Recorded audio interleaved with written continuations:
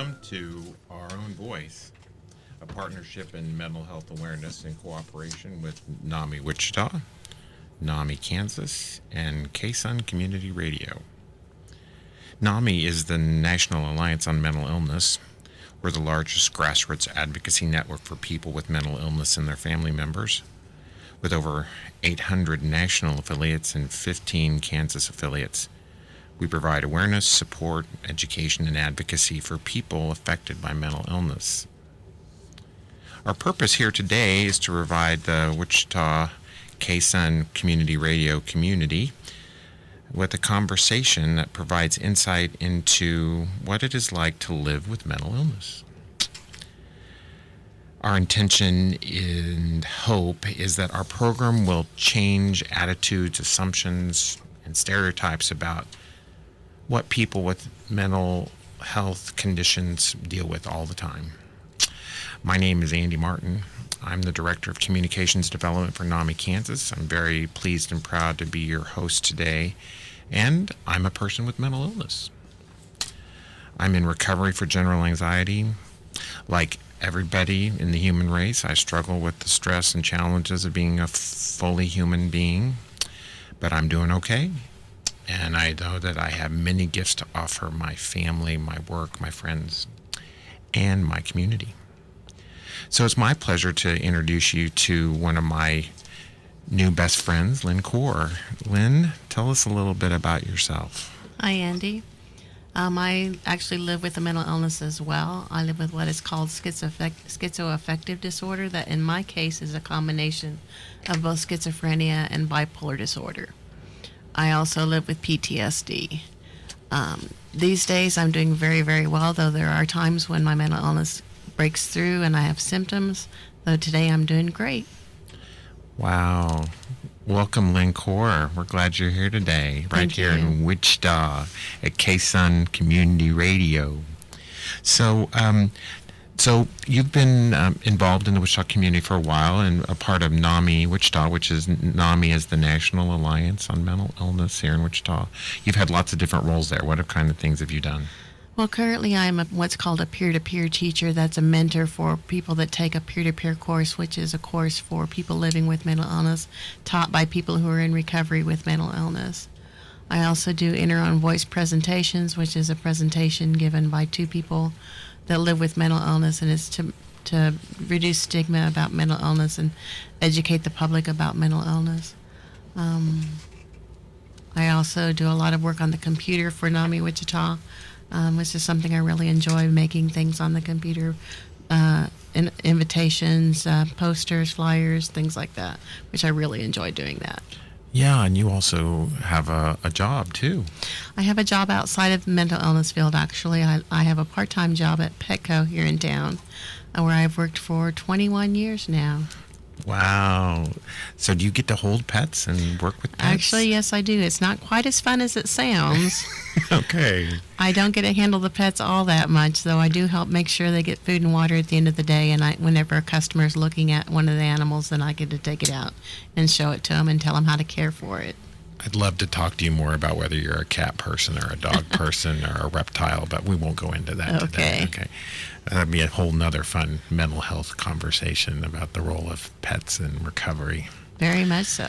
So, well, just to kind of start things off with, you've got a couple minutes to tell us, what is your personal perspective on mental illness, and how would you describe in your own voice? With my mental illness, I live mostly in recovery these days, less symptoms than I used to have. When I first started off with suffering from the debilitating effects of the mental illness back in the early 80s, I experienced symptoms almost 24 hours a day, every day. Now these days I'm doing so much better and experience symptoms every once in a while, maybe once a month or something like that. I'll have some breakthrough symptoms, but other than that, I do very, very well. So you might just talk a little bit about your diagnosis, what that means to you. With my diagnosis, I have both symptoms of schizophrenia, which can mean hearing voices that aren't actually there. seeing things that aren't actually there. And I get delusional occasionally along with those symptoms, where I think something that may not be actually true, but it's very true for me. Right. And then it sounds like that also that is intersected with bipolar then too. The bipolar, I have mostly trouble with depression. I've occasionally deals with manic episodes, but most of the time it's depression. So this is Our Own Voice on K-Sun Community Radio, and we're talking with Lynn Kaur on about living in recovery from mental illness. We're going to take a quick break, and we'll be right back.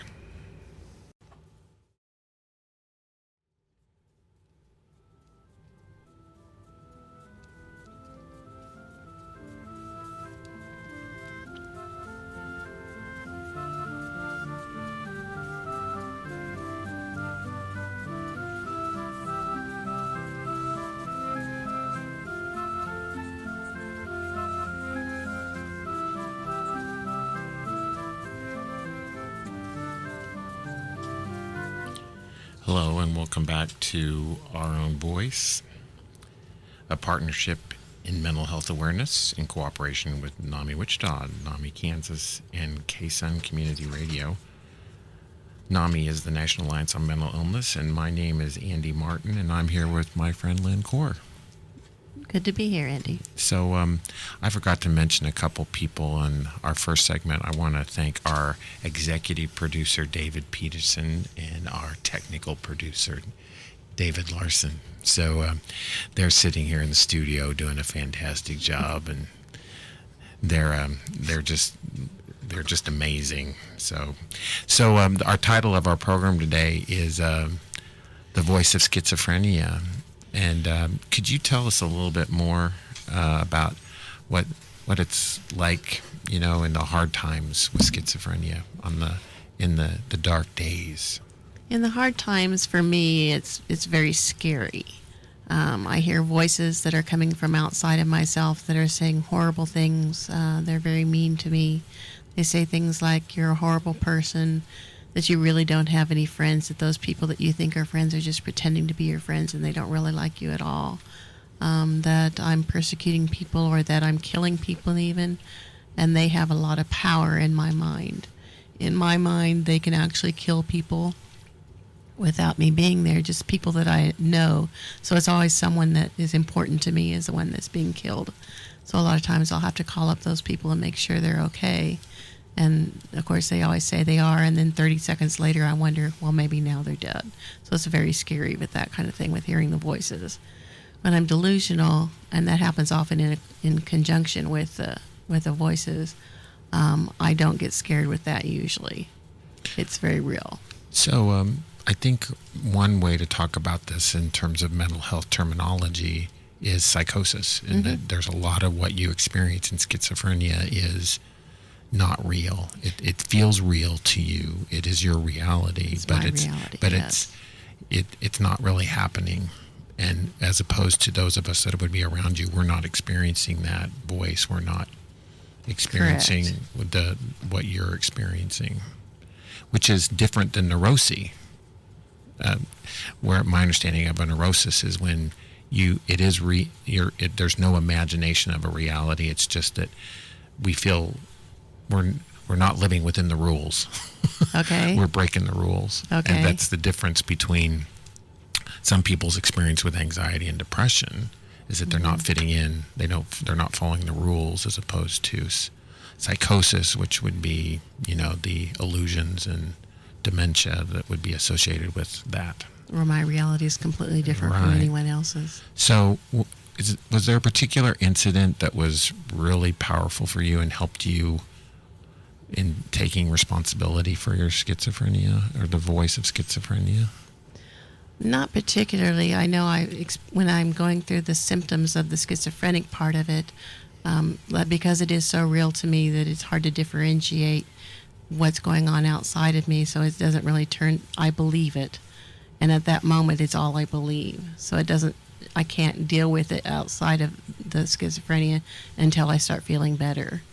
And usually that takes medication to get me back to the point where I can deal with things, and the delusions go away after that.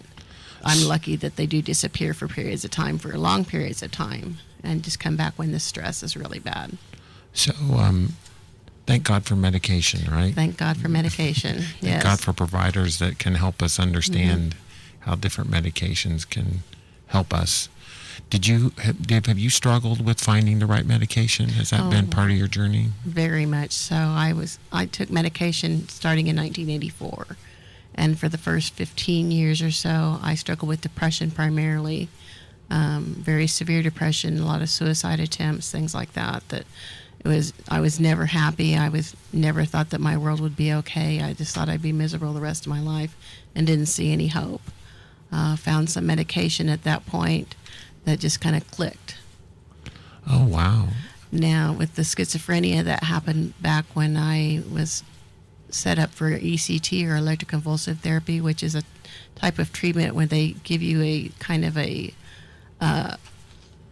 shock treatment or controlled seizure with mechanisms. And I got so scared the day before that happened that I started hallucinating for the very first time. So the stress of the fear is what kicked the hallucinations in for the first time. They were really quite funny when you think about it. Oh, well, no, there's a healthy recovery attitude. This is a funny cartoon that I'm experiencing. So It wasn't funny at the time, Right, but but- it's funny now. I saw Big Bird from Sesame Street, so you don't always see him. Oh, my word. So, well, I'm hearing a voice telling us that we need to take another little break here. Okay. So, again, this is Our Own Voice on KSUN Community Radio. And I'm Andy, and this is Lynn, and we're talking about what it means to live in recovery with, from, about, in mental illness.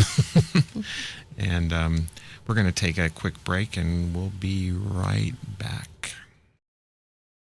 If you would like to learn more about the National Alliance on Mental Illness and how you can get involved in mental health advocacy, please visit our website at NAMI.org.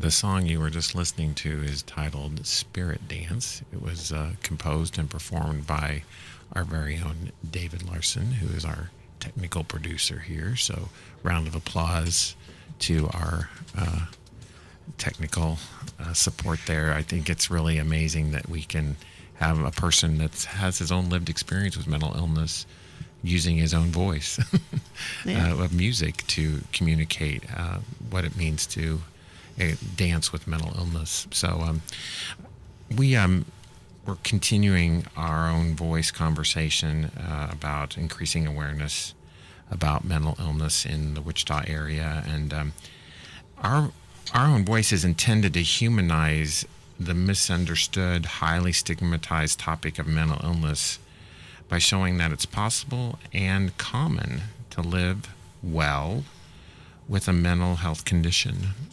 So, Lynn, we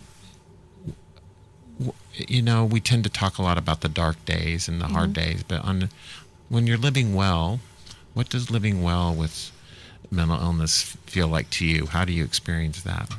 I don't know what normal is besides it setting on the dryer, but I feel like I have a pretty normal life. Oh, that was funny. That was a good line there. What is normal other than a setting on the dryer? Is that what you said? That's really good. So, yeah, there is no normal other than the dryer. That's Right. good. And so that's a great perspective on what you can live well. We all can live well no matter what our situation is. I'm very lucky that I have a job. Not all of my friends do, but I cope very well with my job. In fact, it helps me more than anything because it distracts me from my own mental illness. Right. Gets me out of my head for a time, and I can focus on what's going on outside the world, outside of my mental illness, and I do very well when I can distract myself. My job does that for me very, very much. Yeah, it's kind of a tough challenge between maintaining mindfulness as well as just kind of needing to escape and get away and have some downtime. I'm curious, one of the things that we talk about in peer-to-peer and I think other classes is our personal recovery plan. How do you describe your personal recovery plan, as opposed to your treatment plan? Well, my recovery plan deals very much with my job and with my family and my other supports like NAMI, contacting them whenever I'm having trouble or when I'm not having trouble, just to maintain my life on a quote-unquote normal basis. Do you, we think of a treatment plan as being something between a provider and the patient, and that a lot of that has to do with the provider making a diagnosis and maybe providing medication and prescriptions and watching how that works, whereas the recovery plan is outside of that and trying to support that. And that's a lot of what the National Alliance on Mental Illness does, is we provide support groups, we provide education, we provide advocacy so that people can be successful in their therapeutic relationships. So do you use diet, sleep as a part of your recovery plan? I should, but I actually don't. So you haven't really experienced that. Some people use food and the way that helps them stay in recovery or help them prevent being triggered or having I think an with episode. me, the recovery is more of a social aspect, is being out in the world with people, utilizing people like my mom. When I'm having trouble, I can call my mom and we'll just talk about the family. Right. And anything but the mental illness. Right. And I can go to my job and focus on everything but the mental illness and do my job, or I can visit with customers and everything but my mental illness, and that's what helps. So the reality, though, what I hear you saying and what you're kind of giving voice to is that your mental illness is with you all along, all the time. Right. Right. And so you kind of know that voice of schizophrenia is there. And it could show up at any time. And there's probably a voice of anxiety and worry yeah. is that you have to learn how to cope with. And part of that coping is having distractions and social life that keeps that at bay, keeps it kind of allows you to coexist with it. Do you use that language much? Yeah. I think for me, anything that reduces the stress, and for me, that's social life. Right. When the stress gets bad, that's when I start experiencing symptoms. Too much work, too much anything can cause the symptoms to come back. So as long as I can keep myself on an even keel, doing the things that I know help keep me distracted and working on myself seem to help the most. So how do is there certain rituals that you do at the beginning of the day or the end of the day? Do those help you in your recovery or not? For me, staying busy is the biggest key. I have to know what I'm going to do all day or I don't get out of bed. As long as I know what my plan is, then I can keep going every day doing the things that are on my schedule and keeping a strict schedule of what's going to happen that day. Does Keeps routine everything help you too? Routine helps me very much, yes. Oh, fascinating. Very good. Well, we're coming up on another time boundary here. So this is Our Own Voice on KSUN Community Radio. Lynn Core and Andy Martin, and we're talking about recovery from mental illness. So we'll be back. Take another chance to listen to The Spirit Dance by David Peterson.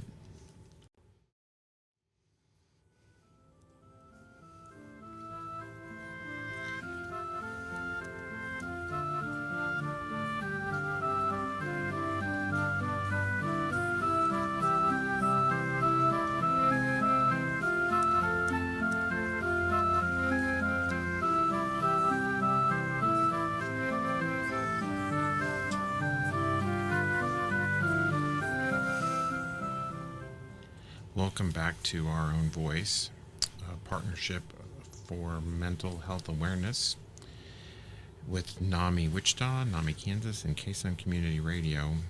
I'd like to thank Lynn Core for being here today and sharing her perspectives on the voice of schizophrenia. Thank you for Well, thank you for giving me the opportunity. I appreciate it very much. Is there anything you'd like to kind of sum everything up with here today? Sure, I'd like to say that I look pretty normal. I can think of one time when we went to give an In Your Own Voice presentation to a high school class that was taking college courses, and they thought we'd be escorted in with straitjackets on. And that's so far from the truth in 99.9% of the cases. So Right. I'd like people to know that I look pretty normal, and that I feel pretty normal most of the time. Yeah, good for you. I really liked in the last segment that we did how you talked about how you experience your mental illness all the time. It's where it's there, but you're able to be in I don't recovery. notice it most of the Right. time. I wanted to thank you for experiencing the stress and anxiety of changing your routine, for coming in and talking with us Sure. today. I want to give you a compliment. You really handled the stress and the microphones and all the distractions from our producers and everything really, really well. So Thank you. That's quite all right. you are very normal. So, yes. Thank you. So we want to bring in David Peterson into our conversation here today and give people some information about NAMI, the National Alliance on Mental Illness for Wichita. And David, you're the vice president for this chapter? Yes, I am. Affiliate? And you're on the board. And what are some of if people are interested in learning more about NAMI, how can they get involved? We have ongoing classes and ongoing programs and support groups. If you'd like our phone number to call, somebody will get back to you as soon as possible. But it's 686-1373, and that's for NAMI Wichita, which is the National Alliance on Mental Illness. So that's a 316, of course. Yes. And then also we have 2 websites you could get more information on.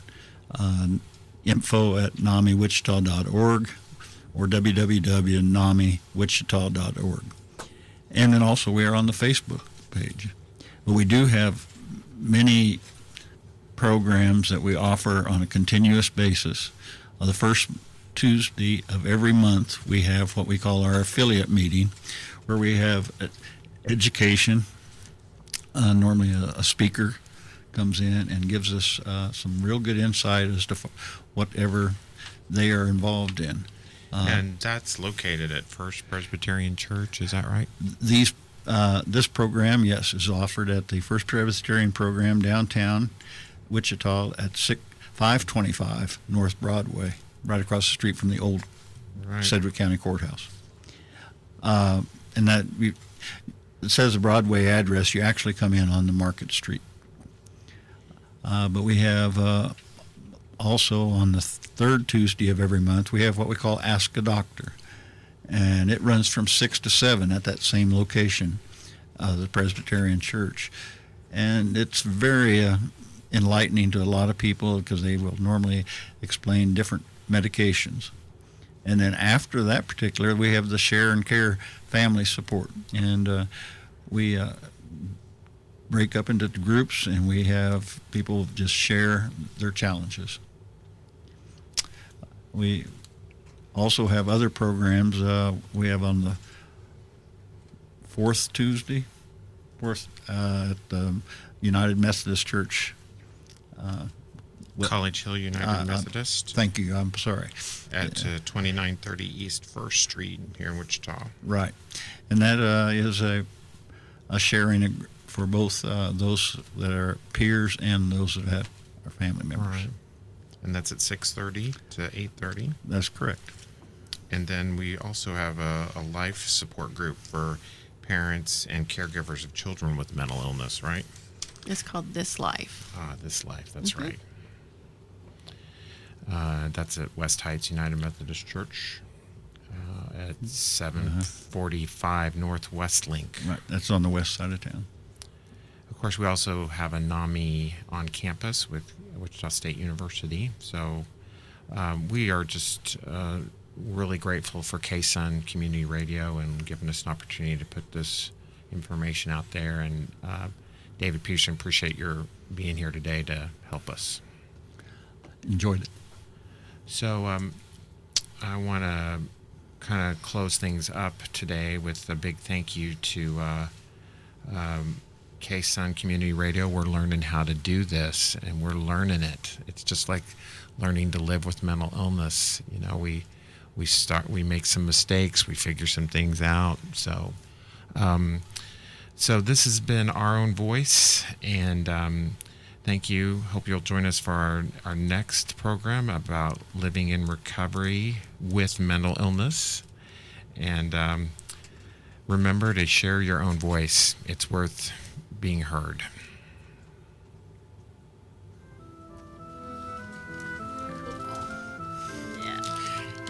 I had the script right